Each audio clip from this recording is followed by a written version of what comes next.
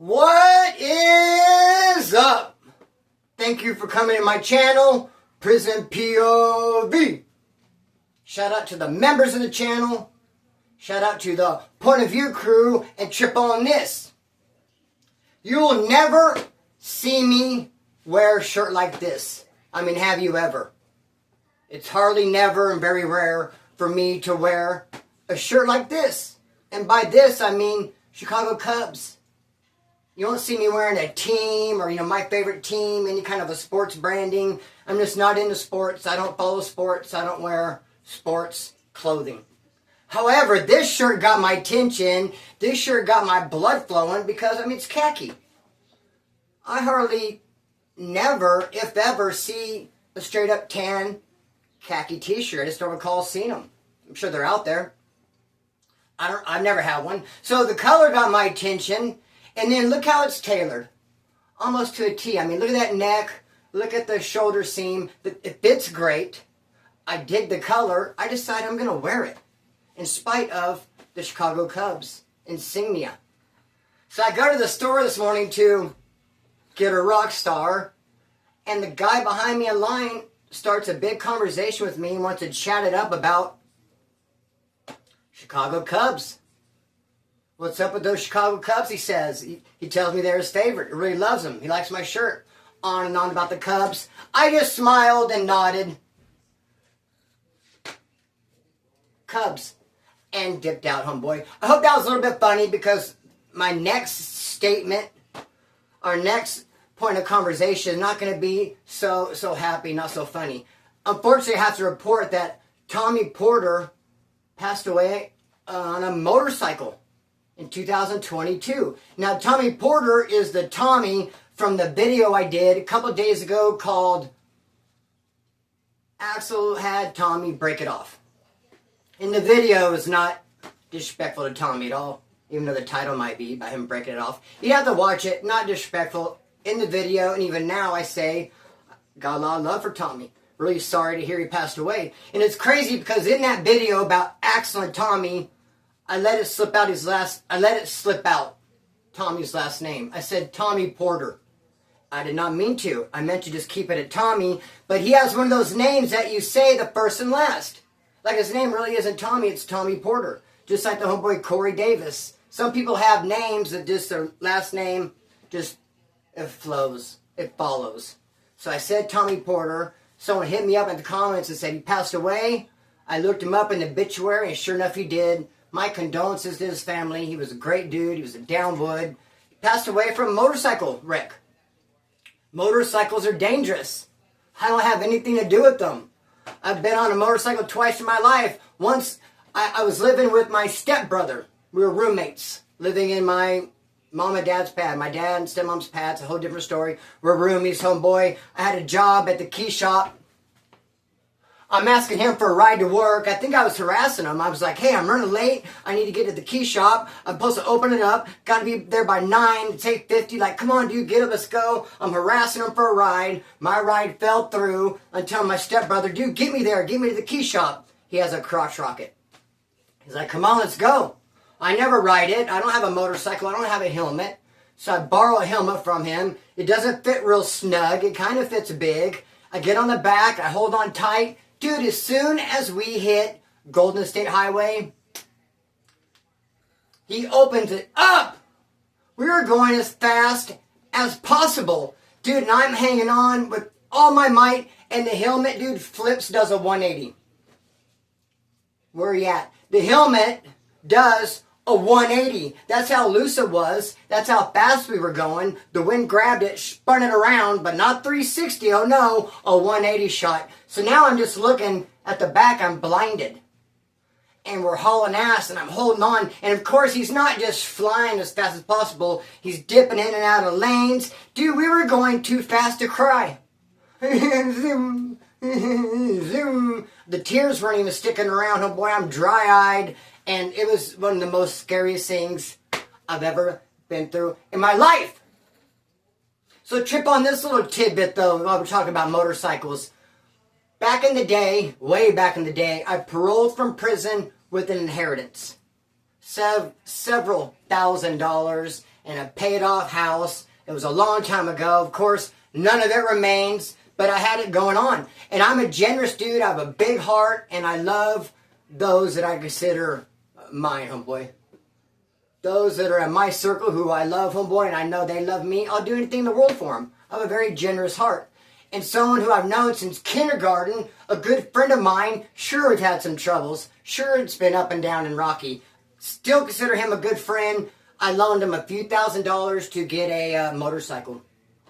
I mean, I'm sure it was a down payment because it was a very fresh, nice motorcycle. I know it cost way more than just the $2,000 I loaned him. I'm sure it was a down payment, homeboy. I give him the 2 G's, he has his badass bike, Harley. And people are telling me, dude, why did you loan that to him? He's not going to pay you back. He's a little bit of a scandalous dude, known for a lot of the bad things he's done. Of course, the bad things ring louder than the good things. He's done good things, but the bad things will overshadow the good things now, won't they? Not for me, homie, I remember the good shit. And I remember the day that I found out I was going to parole with all this money and I got this inheritance. I made some calls with a cell phone from Soledad. And I called some of my friends on the streets, knowing that I was going to have thousands of dollars. And I said, hey, I'm getting ready to get out to nothing. I'm going to have the shirt on my back. I have nowhere to go. I wouldn't have any way to get there if I had a place to go. Just nothing on mine, bro. I am just to the curb. I'm going to need some love. I'm going to need some help. And this dude said to me, hey, homeboy, I don't have much, but whatever I have is yours. Wherever I'm staying, that's where you're staying. When you get out, come look me up, and I'll do everything for you that's in my ability to get you on your feet and get you established out here. So, dude, that went a long way with me that he said that. And so when I got out, loaned him a couple $1,000, bro. Even though everybody said, don't do it, like trip on this. The flip side of the coin to that situation is years ago I'm in prison, in reception, Wasco reception, working in the retherm. And if I would have had somebody, a loved one, mail me in a book, maybe 2, maybe 3 books of stamps, I could have took that to the retherm and came up fat. I could have just came up fat, bro, with just 2, 3 books of stamps. Homeboys from the main line would have brought me off all this tobacco. I could have went back to my building, sold some, got some soups and coffee, kept the homeboys smoking. Dude, it would have worked out great. I'm only asking for a couple stamps. And there's a dude on the streets right now who wants love from me. He wants me to do him a favor, and you know what? I probably will. Because I have love for him, and I probably will help him out. But this is the dude who I called and said, can you send me in a couple of books of stamps? And he wouldn't do it. He didn't do it. He didn't even write back. And he's working. He's doing good. I wrote him again. Hey, bro, I know, you're busy. You're working. You got your family. You don't even have to worry about writing me a letter. I know you got a lot of things going on. Just, homeboy, can you buy me a book or 2 of stamps and just throw them in the envelope and send them to me? Please, I really appreciate it. My hands are tied. I'm in prison. I cannot help myself. I need my loved ones on the streets to do things for me. Can you please just get me a book or 2 of stamps? And he wouldn't do it. So finally I wrote him somewhat of a shitty letter. Like, well, what the fuck, dude? Where's your loyalty lie? What are you about? And he wrote me a letter, and I thought, okay, cool. He finally sent the stamps. That little shit talking I did, made him feel some type of way, made him feel guilty. He finally sent the stamps. And I get the envelope from him and open it up. No, he didn't send stamps. He sent a letter talking shit back to me. What do you mean, where's my loyalty lie? Ooh, it's woofing all this shit. I'm like, dude, you took the time to sit down and woof shit. Still didn't send me no stamps. Asked out. Someone else sent them, though. Believe that. But now this dude right now, who would not send the stamps, wants love from me. Crazy how shit comes around full circle. But you know who else passed away from a motorcycle? My cousin Michael Frog. Rest in peace. He was in, I believe, Texas, Oklahoma. He was doing good. He got away from California, got off parole, got away from the sack, and he was riding with no helmet. Wrecked and passed away. Now, it's kind of crazy because I've said before that my mom comes from a family of 10 boys, 10 girls. So my mom had 9 brothers and sisters. So with me having 9 aunts and uncles, I have a grip of cousins. Now, don't I?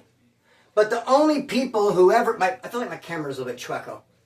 The only people out of all those cousins, from those 9 aunt and uncles that I have, I only have one cousin who went to the pen. my cousin Michael, Frog. So me and my brother, out of all of us cousins that came from the 9 boys and girls, or the 10 children from my grandparents, the 10 kids they had, out of all the cousins, me and my brother and my cousin Michael, Frog, are the only ones who went to prison.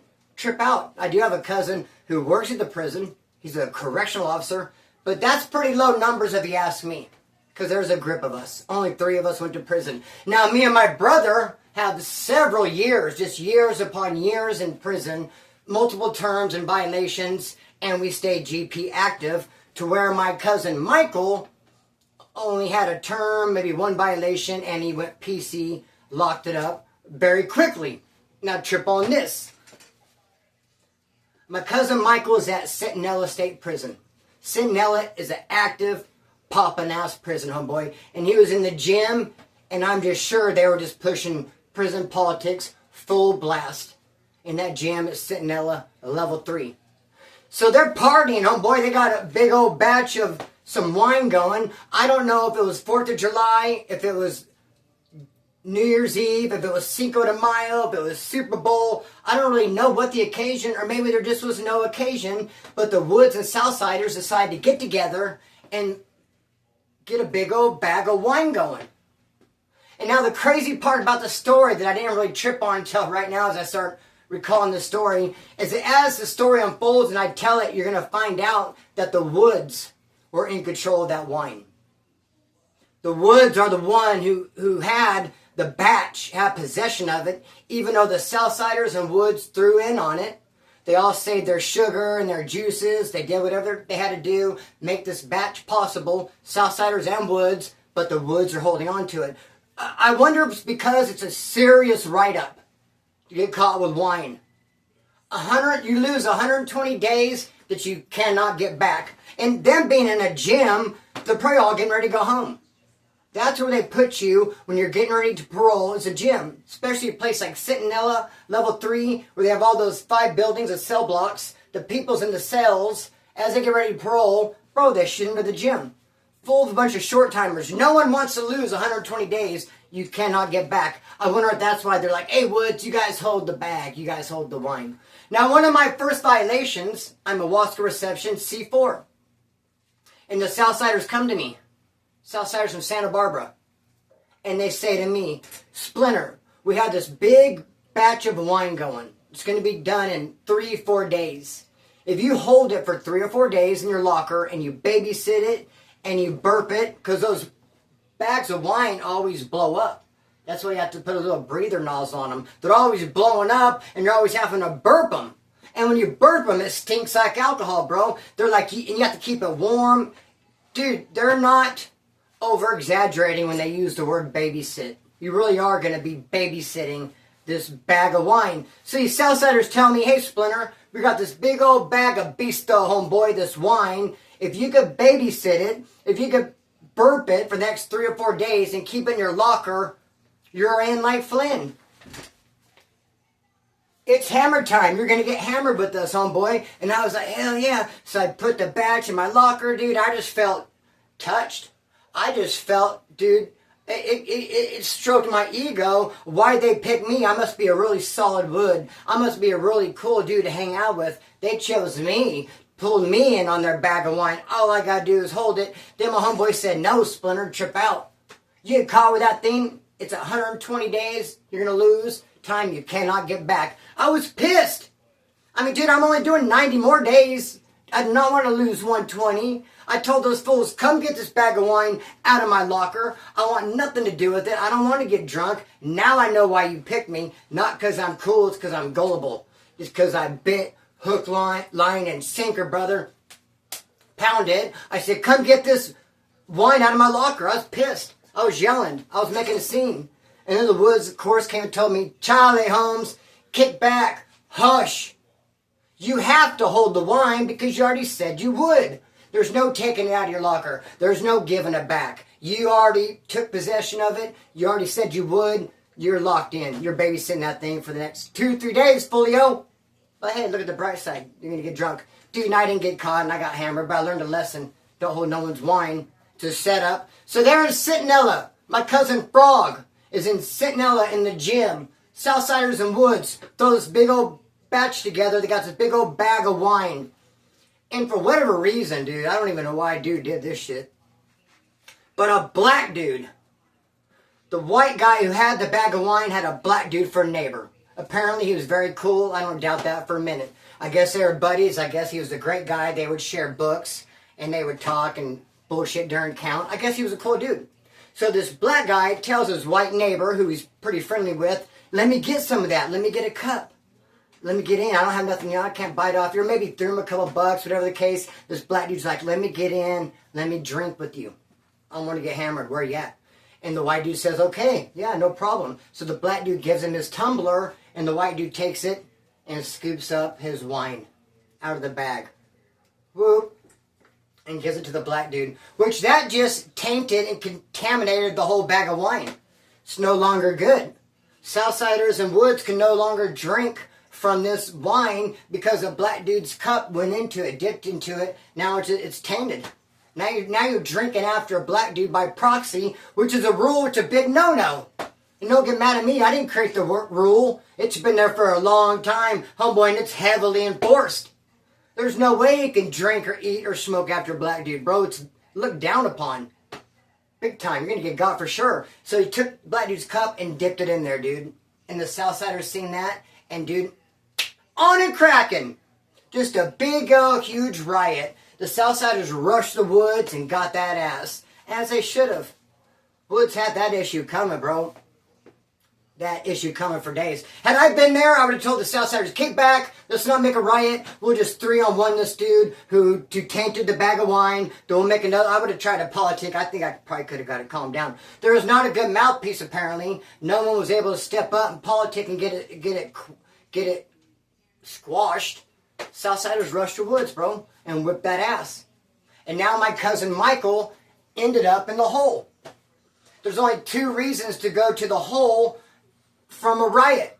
It's either your injuries, you either got your ass beat so bad, the cops look at you like, yeah, I see a black eye, bust a lip, I see really lump and some redness and some scratches and a ripped shirt. You know, this dude's fucked up, he's going to the hole. Or if the cops visualize you, if the cops actually see with their own eyes, you getting busy and you taxing ass and you kicking someone's butt. If they see you actively fighting, you're going to the hole. If they see you with injuries and you're really lump, going to the hole. I'd like to think my cousin Michael Frog went to the hole because he was chucking them, homeboy, chingasos, swinging them, aiming for the hills. I'd like to think that he was fighting, bro. And it's my story, I'm sticking to it. So my cousin Michael went to the hole for fighting in the riot, goes to the hole, but he's short of the house. Remember I told you, if you're going to be in that gym, it's likely you're short of the house. You've already spent a year or 2 in the sales, getting ready to go home, put you in the gym. Michael's getting ready to go home, Frog. They put him in the hole for the riot, and sure enough, he paroles from the hole. His out date comes up. It's like, hey, Frog, pack your shit. You're out of here. You're hitting the streets. It's your out date. He paroled from the hole, bro. The thing about paroling from the hole is that when you come back, like my cousin Michael did, Frog, a.k.a. Frog, homeboy, my cousin Mike, he paroled from the hole, Sentinella, hit the streets, violated his parole, got in trouble, came right back to Wasco, and where they put him, the hole. If you parole from the hole, and you hit the streets, when you come back, right back to the hole. You parole from the hole, brother, you're going right back. Even if you already completed your shoe term, even if everything's completed, you don't own the whole time, they're going to take you there and figure out, why were you in the hole, the last prison you were at? Why were you at AdSeg? So my cousin Michael gets caught in this riot, goes to the hole, paroles, hits the streets, violates parole, goes to Wasco, they throw him in the hole, and he has this celly name, Bad Boy. Bad Boy from Bakersfield. And as soon as Frog, my cousin Michael, gets up in that cell in AdSeg with that dude Bad Boy from Bakersfield, a celly, he gets a kite. Excuse me, on the tier. Frog. Yes, sir. Shoot your line. Frog shoots his line down there. They tie on the kite. Pulls it back. He reads it. Whack your celly. Bad Boy is on the bad news list. He has been a bad boy. Whack your celly. We want him got. He needs to go. He needs to be poked up. He needs to be stuck and sliced. We'll give you, I don't know, an hour. Give me an hour to get her done. So my cousin Frog's up in that cell with this dude. Bad boy gets a kite saying to hit him, take his win. And Frog's like, I don't want to do it. I'm here on a short violation. I'm not trying to get caught up in no assault with a weapon. I mean, I know this dude. I like this dude. I don't think he deserves what they're trying to do to him. I don't want to be the hitter on this. I don't want to be caught up in it. I don't want nothing to do with it. I'm going to PC up and roll it up.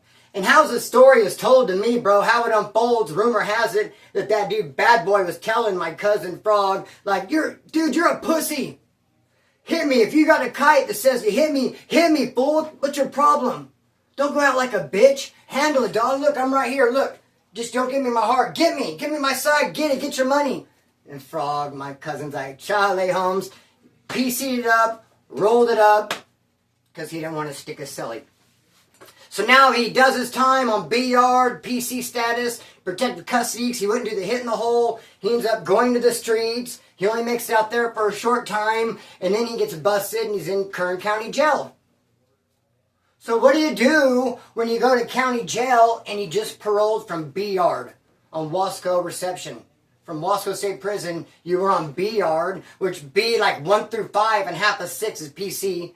That time, if you're on B yard, you're all bad.com. So what do? You do when you parole from PC and go to Kern County Jail or any county jail? I suppose you'd post to go to PC there too.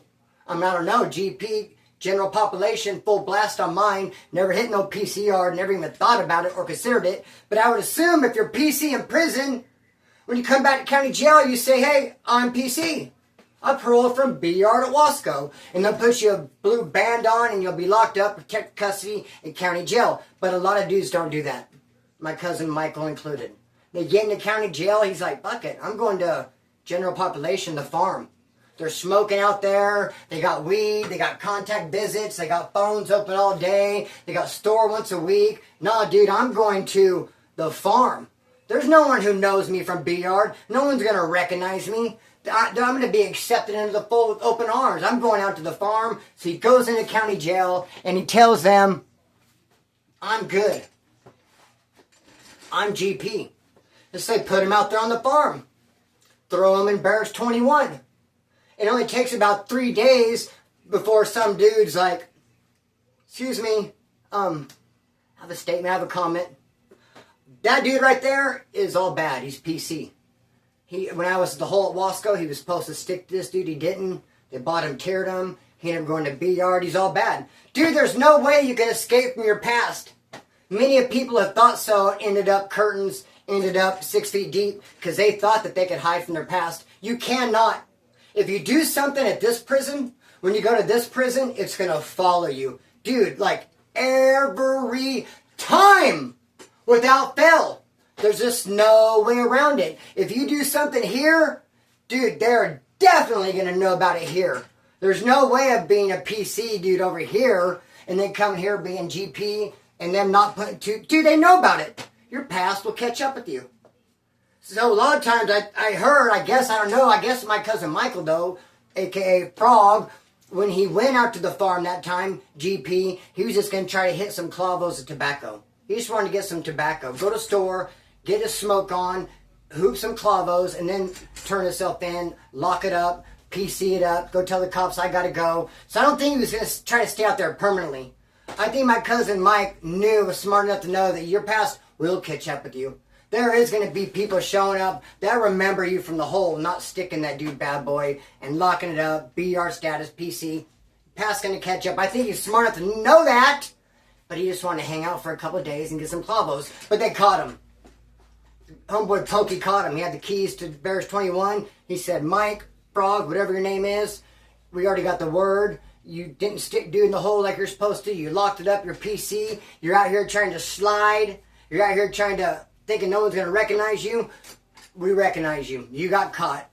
The covers are pulled. Go in the bathroom. I'm going to send 2 hitters. So Michael had to go in the bathroom, bro. They sent 2 dudes in there to whip his fucking ass. I heard they did give him some tobacco on the way out the door. Got him out of there. He rolled it up and PC'd up. And then he ended up passing away in a motorcycle wreck. Rest in peace, my cousin Michael. Much love. Miss you, brother. All right, so trip on this, though. in the spirit of talking about people going out to the farm and trying to sneak out there so they get some tobacco. You know who does that? Is norteños. Norteños would try to do that because they come in, they go straight to F-Pod. The farm has no norteños out there. Only Southsiders. There's 1,000 men out there, bro, and there ain't one damn norteño. All Serranos, North is not allowed out there, bro. They go straight to F-Pod. But sometimes, from what I've heard, and I've seen it with my own eyes, kind of, sort of, you be the judge, sometimes they will try to say they are paisa. Just so they can get out to the farm, get some clavos, maybe get a contact visit, get some tobacco, hoop some shit, and then take their ass to F-Pod. Let the cops know I'm a North Daniel, whatever the case may be. So trip on this. I'm at the farm. Barracks 8. This dude comes in. Says he's a paisa. The problem is he came in and he had a norteño haircut. Dude, he cut it so fast I didn't even see it. That was the problem too. He came in with this norteño haircut, which I guess apparently was like a shaved head and then a little bit of a ponytail. He came in with this haircut and then just cut it off fast. Had someone cut it off. He went in the shower. He cut it off. Like I said, he cut it so fast I didn't even see it. I never seen this norteño haircut. I don't even know what a norteño haircut is. But supposedly he had like a tail and a shaved head and it got people tripping. But not only the haircut, the speed at which he cut it off made him look guilty. Like, what are you trying to hide? And so the powers that be, the key holders for the Southsiders, talked about it and muled it over for a while and decided this dude is just a norteño out here trying to get some tobacco. Trying to claim paisa. His Spanish isn't even that good. Now, there have only been a couple times. There have only been a couple times in my prison career where I seen someone get beat so bad that I'm willing to risk my neck to get involved to cover for them. Because they're getting beat so bad. I don't like to see people get just stomped out, bro, and having them crying, making gurgling noises. Dude, it bothers me to see someone just get their freaking ass handed to them on that level. So this dude that came in with the norteño haircut and cut it off so fast, he was there for a couple of days, they got their eye on him. I admit he was acting real shady. It could be the guilty conscience, or it could just be straight out, they scared him. Made him nervous. He knew that he was under a microscope. And then finally they decided to beat him, bro. He was on the top rack.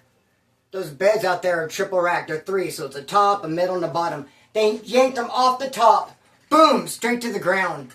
And just start going to town on him, 3-on-1.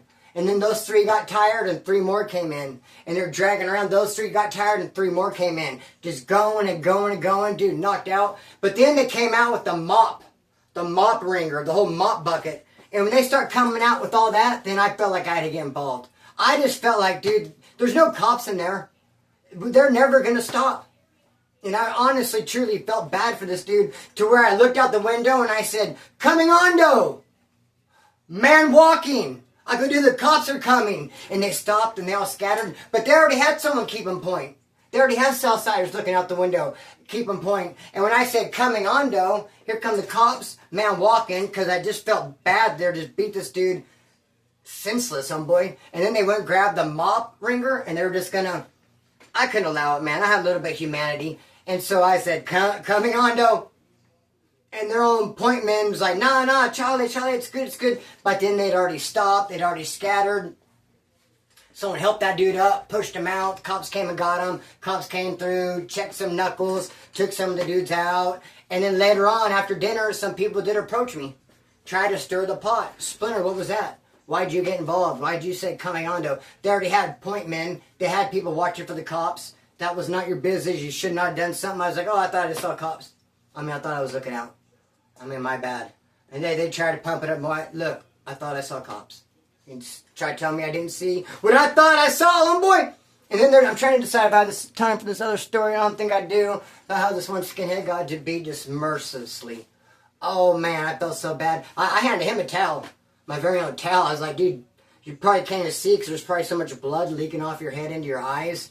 Here, take my towel and dry yourself off. You are foobarred. Anyway, I'm going to cut the string and let it fly. How do you feel about these daily uploads? What I do need to get balanced out is when I release them.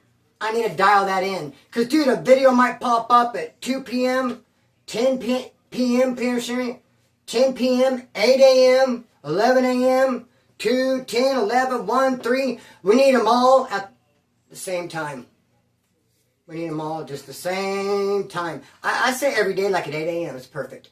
If I can lock that in, know what I mean? Hey, I'm going to cut the string and let it fly. Peace.